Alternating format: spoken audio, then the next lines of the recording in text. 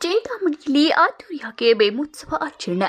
ಅಂಬೇಡ್ಕರ್ ತತ್ವ ಸಿದ್ಧಾಂತಗಳ ಪಾಲನೆಗೆ ಜಸ್ಟಿಸ್ ವಿ ಗೋಪಾಲಗೌಡರ ಕರೆ. ನ್ಯಾಯಾಲಯಗಳು ಹಾಗೂ ಸರ್ಕಾರಿ ಕಚೇರಿಗಳಲ್ಲಿ ಅಂಬೇಡ್ಕರ್ ಅವರ ಭಾವಚಿತ್ರವನ್ನು ಅಳವಡಿಸಲು ಕೆಲವರು ಹಿಂದೇಟು ಹಾಕುವುದು ನೋವಿನ ಸಂಗತಿ ಎಂದು ಜಸ್ಟಿಸ್ ವಿ ಗೋಪಾಲಗೌಡರು ಬೇಸರ ವ್ಯಕ್ತಪಡಿಸಿದರು. ಚಿಂತಾಮಣಿ ನಗರದಲ್ಲಿ ದಲಿತ, ಹಿಂದುಳಿದ, ಅಲ್ಪಸಂಖ್ಯಾತ ಹಾಗೂ ಪ್ರಗತಿಪರ ಸಂಘಟನೆಗಳ ಸಂಯುಕ್ತ ಆಶ್ರಯದಲ್ಲಿ ಭೀಮೋತ್ಸವವನ್ನು ಅತ್ಯಂತ ಅದ್ದೂರಿಯಾಗಿ ಆಚರಿಸಲಾಯಿತು. ಕಾರ್ಯಕ್ರಮದಲ್ಲಿ ಸಮಾಜದ ವಿವಿಧ ವರ್ಗಗಳ ಮುಖಂಡರು, ಸಾರ್ವಜನಿಕರು ಹಾಗೂ ಯುವಕರು ಹೆಚ್ಚಿನ ಸಂಖ್ಯೆಯಲ್ಲಿ ಭಾಗವಹಿಸಿ ಡಾ. ಬಿಆರ್ ಅಂಬೇಡ್ಕರ್ ಅವರ ಭಾವಚಿತ್ರಕ್ಕೆ ಪುಷ್ಪಾರ್ಚನೆ ಸಲ್ಲಿಸಿದರು. ಕಾರ್ಯಕ್ರಮಕ್ಕೆ ಜಸ್ಟಿಸ್ ವಿ ಗೋಪಾಲಗೌಡ, ಮಾಜಿ ಶಾಸಕ ಜೆಕೆ ಕೃಷ್ಣರೆಡ್ಡಿ ಹಾಗೂ ಬಿಜೆಪಿ ಮುಖಂಡ ದೇವನಹಳ್ಳಿ ಜಿಎನ್ ವೇಣುಗೋಪಾಲ್ ಚಾಲನೆ ನೀಡಿದರು. ಗಣ್ಯರು ಅಂಬೇಡ್ಕರ್ ಅವರ ಭಾವಚಿತ್ರಕ್ಕೆ ವಿಶೇಷ ಪೂಜೆ ಸಲ್ಲಿಸಿ ಕಾರ್ಯಕ್ರಮವನ್ನು ಉದ್ಘಾಟಿಸಿದರು. ಈ ವೇಳೆ ಮಾತನಾಡಿದ ಜಸ್ಟಿಸ್ ವಿ ಗೋಪಾಲಗೌಡರವರು, ಡಾ. ಬಿಆರ್ ಅಂಬೇಡ್ಕರ್ ಅವರು ದೇಶಕ್ಕೆ ನೀಡಿರುವ ಸಂವಿಧಾನ, ಸಾಮಾಜಿಕ ನ್ಯಾಯ ಹಾಗೂ ಸಮಾನತೆಯ ತತ್ವಗಳು ಇಂದಿನ ಸಮಾಜಕ್ಕೆ ದಾರಿದೀಪವಾಗಿವೆ ಎಂದು ಹೇಳಿದರು. ಅಂಬೇಡ್ಕರ್ ಅವರ ಆದರ್ಶಗಳು ಕೇವಲ ಒಂದು ಸಮುದಾಯಕ್ಕೆ ಸೀಮಿತವಾಗಿಲ್ಲ, ಇಡೀ ದೇಶಕ್ಕೆ ಮಾರ್ಗದರ್ಶಕವಾಗಿದೆ ಎಂದು ಅಭಿಪ್ರಾಯಪಟ್ಟರು. ನ್ಯಾಯಾಲಯಗಳು ಹಾಗೂ ಸರ್ಕಾರಿ ಕಚೇರಿಗಳಲ್ಲಿ ಅಂಬೇಡ್ಕರ್ ಅವರ ಭಾವಚಿತ್ರವನ್ನು ಅಳವಡಿಸಲು ಕೆಲವರು ಹಿಂದೇಟು ಹಾಕುತ್ತಿರುವುದು ನೋವಿನ ಸಂಗತಿ ಎಂದು ಬೇಸರ ವ್ಯಕ್ತಪಡಿಸಿದರು. ಸಂವಿಧಾನದ ಶಿಲ್ಪಿಯಾಗಿರುವ ಅಂಬೇಡ್ಕರ್ ಅವರಿಗೆ ದೇಶದ ಪ್ರತಿಯೊಂದು ಸರ್ಕಾರಿ ಸಂಸ್ಥೆಯಲ್ಲೂ ಗೌರವ ಸಿಗಬೇಕು ಎಂದು ಹೇಳಿದರು. ಮಾಜಿ ಶಾಸಕ ಜೆಕೆ ಕೃಷ್ಣರೆಡ್ಡಿ ಮಾತನಾಡಿ, ಅಂಬೇಡ್ಕರ್ ಅವರ ತತ್ವಗಳನ್ನು ಯುವಜನತೆ ಅಳವಡಿಸಿಕೊಂಡಾಗ ಮಾತ್ರ ಸಮಾನತೆಯ ಸಮಾಜ ನಿರ್ಮಾಣ ಸಾಧ್ಯ ಎಂದು ತಿಳಿಸಿದರು. ಬಿಜೆಪಿ ಮುಖಂಡ ದೇವನಹಳ್ಳಿ ಜಿಎನ್ ವೇಣುಗೋಪಾಲ್ ಸಹ ಅಂಬೇಡ್ಕರ್ ಅವರ ಸೇವೆಯನ್ನು ಸ್ಮರಿಸಿ ಸಮಾಜದಲ್ಲಿ ಬಡವರು ಹಾಗೂ ಹಿಂದುಳಿದವರ ಅಭಿವೃದ್ಧಿಗೆ ಅವರ ಚಿಂತನೆಗಳು ಅಗತ್ಯವೆಂದು ಹೇಳಿದರು. ಕಾರ್ಯಕ್ರಮದಲ್ಲಿ ವಿವಿಧ ಸಂಘಗಳ ಮುಖಂಡರು, ಕಾರ್ಯಕರ್ತರು ಹಾಗೂ ಸಾರ್ವಜನಿಕರು ಭಾಗವಹಿಸಿ ಭೀಮೋತ್ಸವವನ್ನು ಸಂಭ್ರಮದಿಂದ ಆಚರಿಸಿದರು. ಸಾಂಸ್ಕೃತಿಕ ಕಾರ್ಯಕ್ರಮಗಳು ಹಾಗೂ ಘೋಷಣೆಗಳ ಮೂಲಕ ಅಂಬೇಡ್ಕರ್ ಅವರ ಆದರ್ಶಗಳನ್ನು ಜನರಿಗೆ ಸಾರಲಾಯಿತು. ಕಾರ್ಯಕ್ರಮದಲ್ಲಿ ಎಸ್ಎಸ್ಎಲ್ಸಿ ಹಾಗೂ ಪಿಯುಸಿಯಲ್ಲಿ ಹೆಚ್ಚಿನ ಅಂಕಗಳನ್ನು ಪಡೆದ ದಲಿತ ಸಮುದಾಯದ 200ಕ್ಕೂ ಅಧಿಕ ವಿದ್ಯಾರ್ಥಿಗಳಿಗೆ ಆತ್ಮೀಯವಾಗಿ ಸನ್ಮಾನಿಸಿ ಅಭಿನಂದಿಸಲಾಯಿತು. ಇನ್ನು ಕಾರ್ಯಕ್ರಮವನ್ನು ಮೊದಲು ಬಾಗೇಪಲ್ಲಿ ವೃತ್ತದಿಂದ ಅಂಬೇಡ್ಕರ್ ಅವರ ಸ್ತಬ್ಧ ಚಿತ್ರಗಳ ಅದ್ದೂರಿ ಮೆರವಣಿಗೆ ಚಿಂತಾಮಣಿ ನಗರದ ಪ್ರಮುಖ ಬೀದಿಗಳಲ್ಲಿ ನಡೆಯಿತು. ಈ ಕಾರ್ಯಕ್ರಮದಲ್ಲಿ ದಲಿತ ಪರ ಸಂಘಟನೆಗಳ ಒಕ್ಕೂಟದ ಎಲ್ಲಾ ಪದಾಧಿಕಾರಿಗಳು ಮತ್ತಿತರರು ಉಪಸ್ಥಿತರಿದ್ದರು. ನವೀನ್ ಕಿರಣ್, ಚಿಂತಾಮಣಿ. 79 ವರ್ಷ ಸ್ವಾತಂತ್ರ್ಯದಲ್ಲಿ ಕಚೇರಿಗಳಲ್ಲಿ ಇತ್ತೀಚೆಗೆ ಡಾಕ್ಟರ್ ಅಂಬೇಡ್ಕರ್ ಅವರ ಫೋಟೋವನ್ನು ಹಾಕ್ತಾ ಇದ್ದಾರೆ. ಇದನ್ನು ವಿರೋಧಿಸತಕ್ಕಂತಹ ಜನ ಬಹಳಷ್ಟು ಜನ ಇದ್ದಾರೆ. ಎಲ್ಲ ರಾಜಕೀಯ ಪಕ್ಷಗಳು ಇನ್ನು ನ್ಯಾಯಾಲಯದಲ್ಲಿ ಡಾಕ್ಟರ್ ಅಂಬೇಡ್ಕರ್ ಅವರ ಫೋಟೋವನ್ನು ಇನ್ನು ಹಾಕಕ್ಕೆ ಮೀನಾಮೇಷ ಮಾಡ್ತಾ ಇದ್ದಾರೆ. ಯಾರಿಗೆ ಗೌರವ ಸಲ್ಲಿಸಬೇಕಾಗಿತ್ತು, ಯಾರಿಗೆ ಸ್ಥಾನಮಾನ ಕೊಡಬೇಕಾಗಿತ್ತು, ಯಾರು ಈ ದೇಶದ ಬಗ್ಗೆ ಕಾಳಜಿ ಬದ್ಧತೆ ಇತ್ತು, ಯಾರು ಸಮಾಜದ ಏಳಿಗೆಗೆ ವಿಶೇಷವಾಗಿ ಅಲ್ಪಸಂಖ್ಯಾತರು, ದೀನದಲಿತರು, ಹಿಂದುಳಿದ ಜನ ಏಳಿಗೆ ಪ್ರಗತಿ ಬಹಳ ಮುಖ್ಯ ಅಂತ ಹೇಳಿ ದುಡಿದಿದ್ದರು, ಅವರನ್ನು ಇತ್ತೀಚಿನ ದಿವಸಗಳಲ್ಲಿ ನೆನೆಸಿಕೊಳ್ತಾ ಇದ್ದಾರೆ ಎಲ್ಲಾ ರಾಜಕೀಯ ಪಕ್ಷಗಳು. ಹುಷಾರಾಗಿರ್ಬೇಕು ನೀವು. ಅಂಬೇಡ್ಕರ್ ಫೋಟೋ ಹಾಕೊಂಡ್ಬಿಟ್ರೆ ದಲಿತರು, ಅಲ್ಪಸಂಖ್ಯಾತರ, ಹಿಂದುಳಿದ ಜನರ ಮತ ಅವ್ರಿಗೆ ಬರ್ತದೆ ಅಂತ ಹೇಳಿ ಅವರು ತಿಳ್ಕೊಂಡಿದ್ದಾರೆ. ಬಹಳ ತಪ್ಪು ಅಂತ ಹೇಳಿ ನಾನು ಈ ಸಂದರ್ಭದಲ್ಲಿ ಹೇಳ್ತಿದ್ದೇನೆ.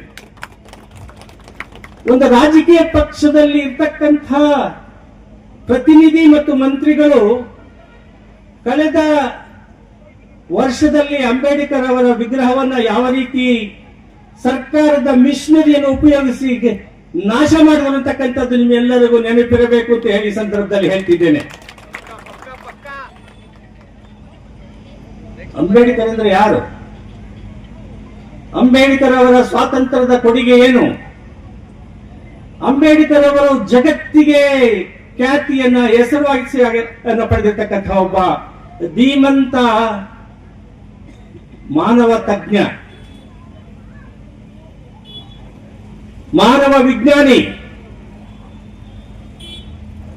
ದೀನದಲಿತರ ಬಗ್ಗೆ, ಅಲ್ಪಸಂಖ್ಯಾತರ ಬಗ್ಗೆ, ಹಿಂದುಳಿದ ಜನರ ಬಗ್ಗೆ,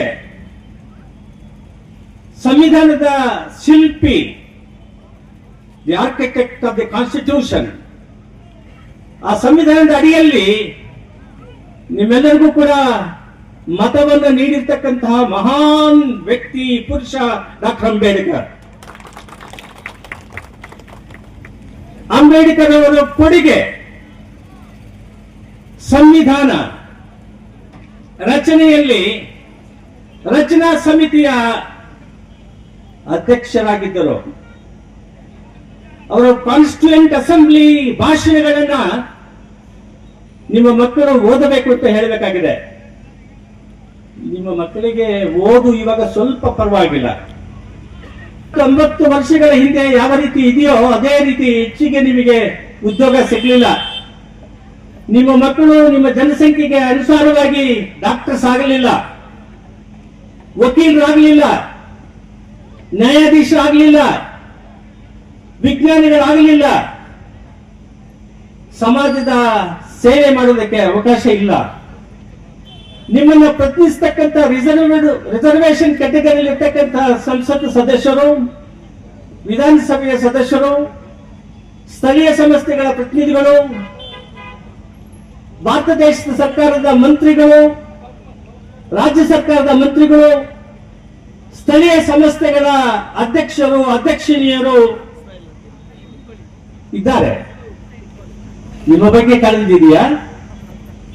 ಅಂಬೇಡ್ಕರ್ ಅವರು ಹೇಳಿರ್ತಕ್ಕಂಥ ತತ್ವ ತಾತ್ಪರ್ಯವನ್ನು ಅನುಷ್ಠಾನಕ್ಕೆ ತರುವುದಕ್ಕೆ ಪ್ರಾಮಾಣಿಕವಾಗಿರ್ತಕ್ಕಂತಹ ಪ್ರಯತ್ನಗಳು 79 ವರ್ಷದಲ್ಲಿ ಇವರು ಮಾಡ್ತಾ ಬಂದಿದ್ದಾರೆಯೇ ಅನ್ನುವ ಪ್ರಶ್ನೆ ನಮ್ಮೆಲ್ಲರನ್ನು ಕೂಡ ಕಾಡ್ತಾ ಇದೆ.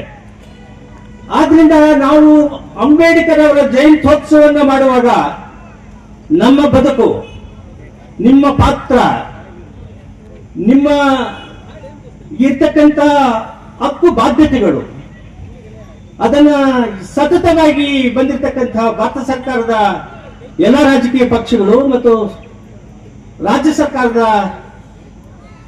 ಸರ್ಕಾರಗಳು ವಿಫಲವಾಗಿವೆ. ಅಂಬೇಡ್ಕರ್ ಅವರು ಹೇಳಿದ್ದೇನು? ಅಂಬೇಡ್ಕರ್ ಅವರು ಯಾವ ರೀತಿ ನರಳಾಡಿದರು ಅಂತ ಚರಿತ್ರೆಯನ್ನು, ಜೀವನ ಚರಿತ್ರೆಯನ್ನು ಓದಬೇಕಾಗಿದೆ. ನಿಮಗೆ ಓದುವುದಕ್ಕೆ ಆಗಲಿಲ್ಲ ಅಂದ್ರೆ ನಿಮ್ಮ ಮಕ್ಕಳ ಹತ್ರ ಅಥವಾ ದಲಿತ ಸಂಘರ್ಷ ಸಮಿತಿಗಳು ಪ್ರತಿಯೊಂದು ಗ್ರಾಮ ಪಂಚಾಯಿತಿಯಲ್ಲಿ ಇವತ್ತಿನ ದಿವಸ ಅಂಬೇಡ್ಕರ್ ಅವರು ಯಾರು, ಎಲ್ಲಿಂದ ಬಂದರು, ಹೇಗೆ ಅವರು ಸ್ವತಂತ್ರ ಸಂಗ್ರಾಮದಲ್ಲಿ ಭಾಗವಹಿಸಿದರು, ಸಂವಿಧಾನ ರಚನಾ ಸಮಿತಿಯಲ್ಲಿ ಅವರ ಪಾತ್ರವೇನು, ನಾವು ಜಯಂತ್ಯೋತ್ಸವ ಮಾಡಿ ಪ್ರಯೋಜನವಿಲ್ಲ. ನಾನು ಈ ಮಾತನ್ನ ಅಂತ ಕೇಳ್ತಾ ಇದ್ದೀನಿ. ಹಾಗೆ ರಾಷ್ಟ್ರ ಮಟ್ಟದಲ್ಲಿ ಯೋಗ ಸ್ಪರ್ಧೆಗಳಲ್ಲಿ ವಿಜೇತರಾಗಿರುವಂತಹವರು ಚುಕ್ಕಿ ಬಳಗ ಯೋಗ ಕೇಂದ್ರದಿಂದ 8 ಗಿನ್ನಿಸ್ ದಾಖಲೆ ಆಸನಗಳಲ್ಲಿ 8 ಗಿನ್ನಿಸ್ ದಾಖಲೆಯನ್ನ ಪಡೆದಿರುವಂತಹವರು, ಕರ್ನಾಟಕ ಬುಕ್ ಆಫ್ ರೆಕಾರ್ಡ್ಸ್ ಮತ್ತು universal book of achievers records ನಲ್ಲಿ ಕೂಡ ಪ್ರಶಸ್ತಿಗಳನ್ನ ಪಡೆದವರು. ಹಾಗೆ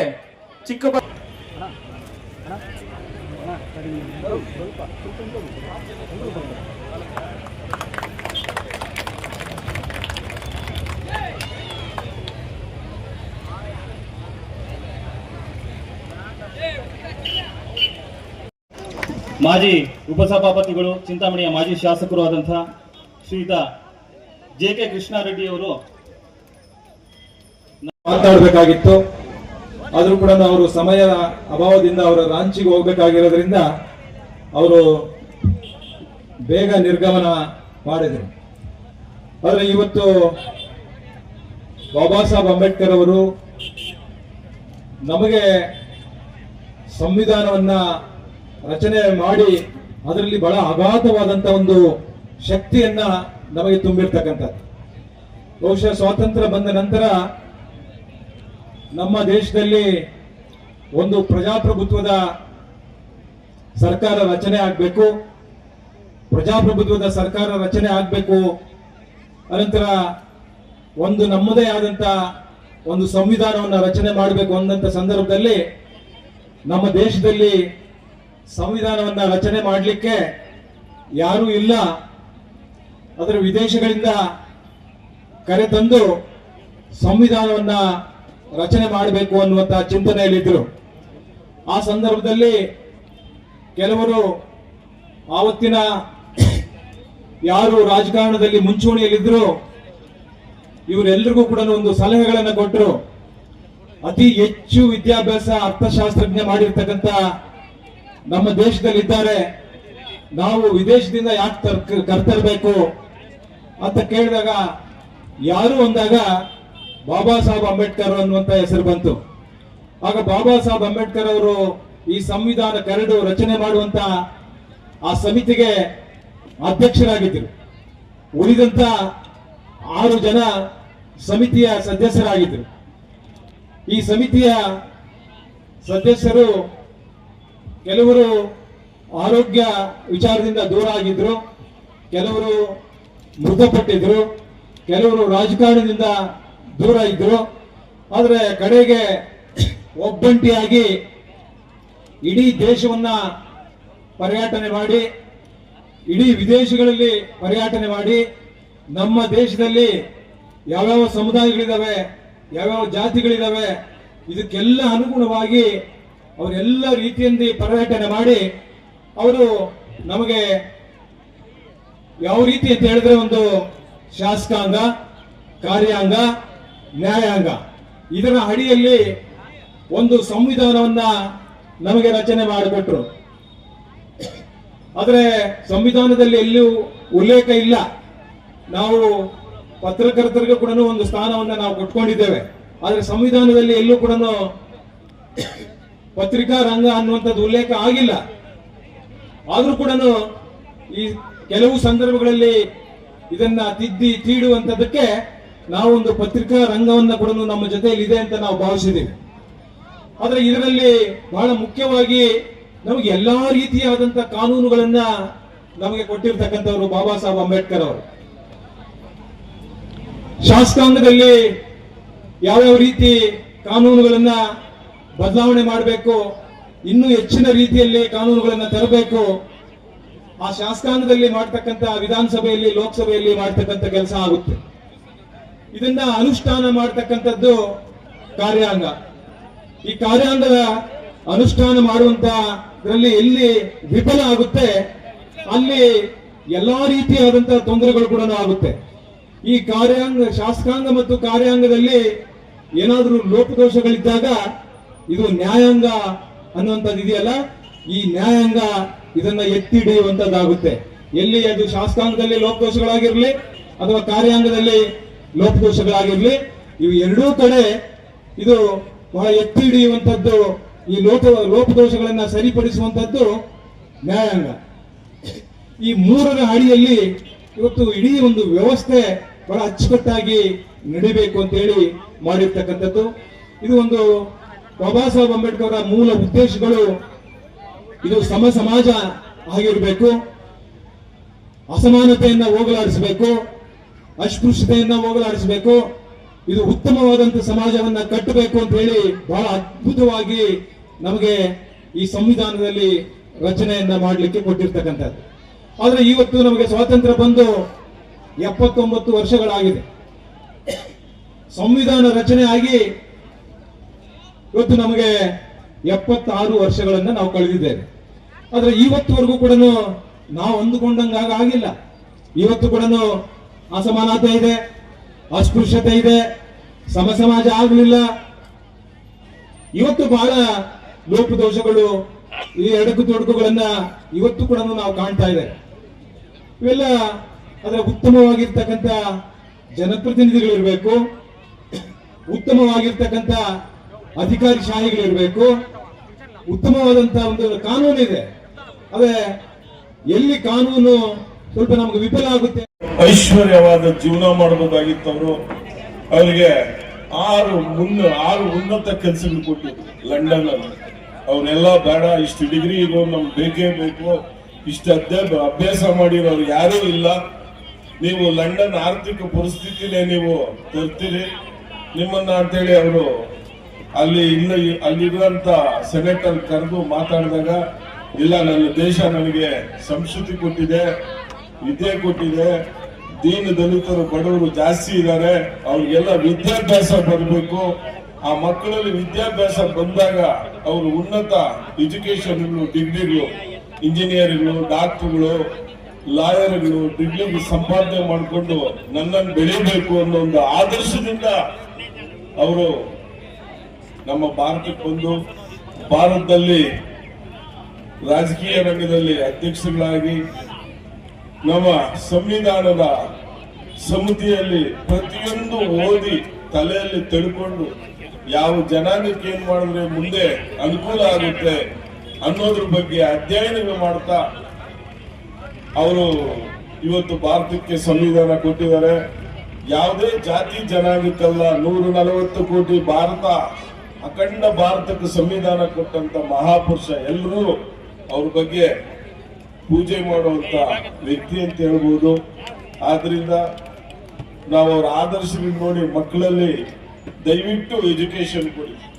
ನಾನು SSLC ಕೊಟ್ಟೆ, ನಾನು PUC ಕೊಟ್ಟೆ, ನಾನು ಡಿಗ್ರಿ ಕೊಟ್ಟೆ ಅನ್ನೋದಲ್ಲ. ಅವರು ಉನ್ನತ ಶಿಕ್ಷಣಗಳು, ವಿದೇಶಗಳಲ್ಲಿ ಓದುವಂತ ವ್ಯಾಸಂಗಗಳಾಗ್ಬೋದು, ಇವತ್ತು ಎಲ್ಲ ವಿದ್ಯೆಗೂ ಇವತ್ತು ನಮ್ಮಲ್ಲಿ ಓದಿಸುವಂತದಕ್ಕೆ ಫ್ರೀ ಇದೆ.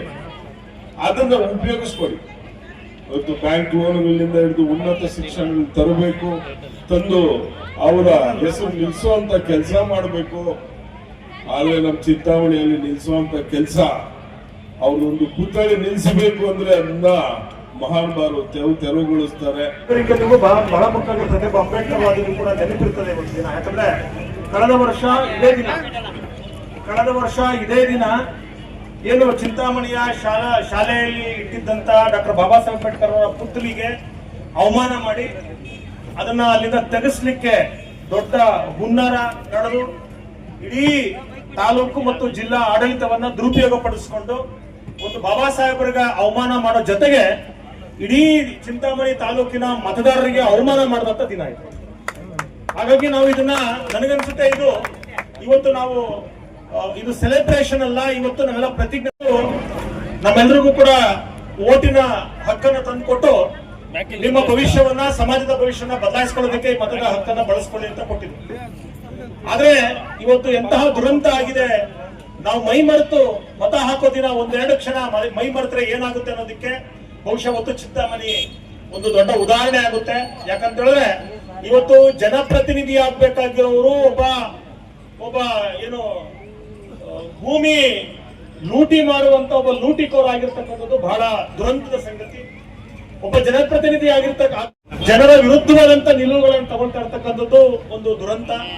ಒಬ್ಬ ಜನಪ್ರತಿನಿಧಿ ಆಗಿರ್ತಕ್ಕಂಥವನು ಜನರ ಪರವಾಗಿ ಕೆಲಸ ಮಾಡುವ ಬದಲಾಗಿ ಕೇವಲ ಹಣವನ್ನ ಲೂಟಿ ಮಾಡುವಂತ ನಿಟ್ಟಿನಲ್ಲಿ ಒಬ್ಬ ಲೂಟಿಕೋರನಾಗಿ ಇಳಿದಿರೋದು ದೊಡ್ಡ ದುರಂತ. ಹಾಗಾಗಿ ನನಗನ್ಸುತ್ತೆ ಈ ಕ್ಷೇತ್ರದ ಪ್ರತಿಯೊಬ್ಬ ಮತದಾರರಿಗೂ ಅವರು ಮಾಡ್ತಾ ಇರ್ತಕ್ಕಂಥ ಅವಮಾನ. ಆದ್ರೆ ನೆನಪಿರ್ಲಿ, ಒಂದು ಕಾಲದಲ್ಲಿ ರಾಜರು ಮಹಾರಾಜರು ರಾಣಿಯ ಗರ್ಭದಲ್ಲಿ ಜನಿಸ್ತಿದ್ರು. ಆದ್ರೆ ಬಾಬಾ ಸಾಹೇಬ್ ಅಂಬೇಡ್ಕರ್ ಇವತ್ತು ರಾಣಿಗೆ ಆಪರೇಷನ್ ಮಾಡಿ ಆ ರಾಜ ಯಾರಾಗ್ಬೇಕಂತ ತೀರ್ಮಾನ ತೆಗೆದುಕೊಳ್ಳುವಂತ ಹಕ್ಕು ನಿಮ್ಮ ಕೈ ಕೊಟ್ಟಿದ್ದಾರೆ.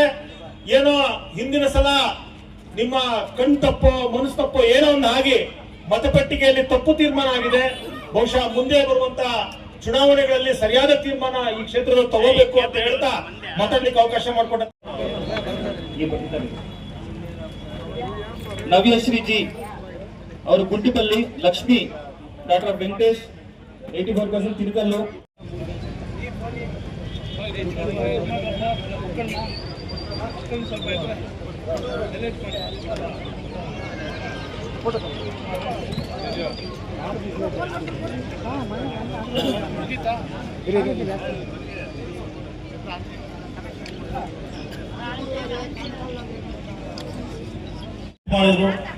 ಈ ಕರಪ್ಷನ್, ಈ ಮಕ್ಕಳಿಗೆ ಆಗ್ತಾ ಇರೋ ದೌರ್ಜನ್ಯ, ಅನ್ಯಾಯಗಳು, ಒಂದು ಒಳ್ಳೆ ಆಡಳಿತನ ನಾವು ಎಲೆಕ್ಟ್ ಮಾಡಬೇಕು.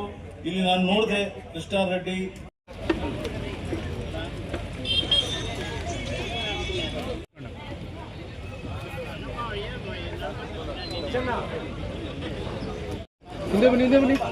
ಜೋರಾದ ಚಪ್ಪಾಳೆ ಮುಖಾಂತರ ಎಲ್ಲರೂ ಪ್ರತಿಭಾವಂತ ವಿದ್ಯಾರ್ಥಿಗಳಿಗೆ ಪ್ರೋತ್ಸಾಹ ನೀಡಬೇಕಾಗಿ ಕೋರುತ್ತೀವಿ. ಜೋರಾದ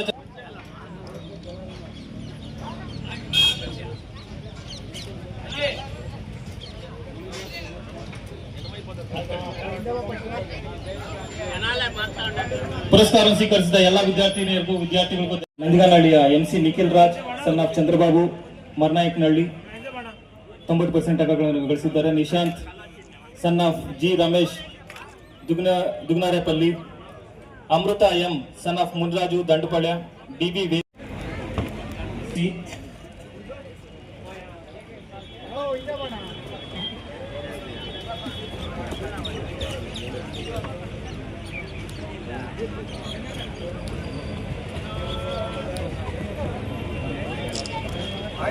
ಹರ್ಷಿತಾ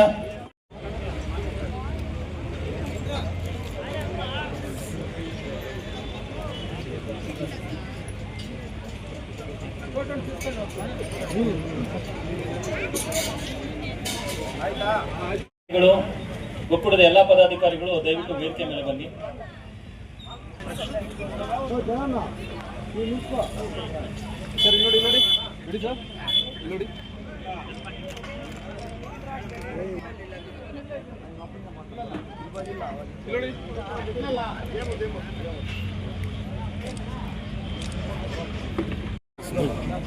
రోహన్ చెనక్కోండి అట్లా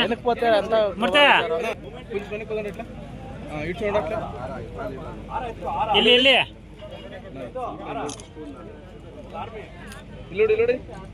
ಸರ್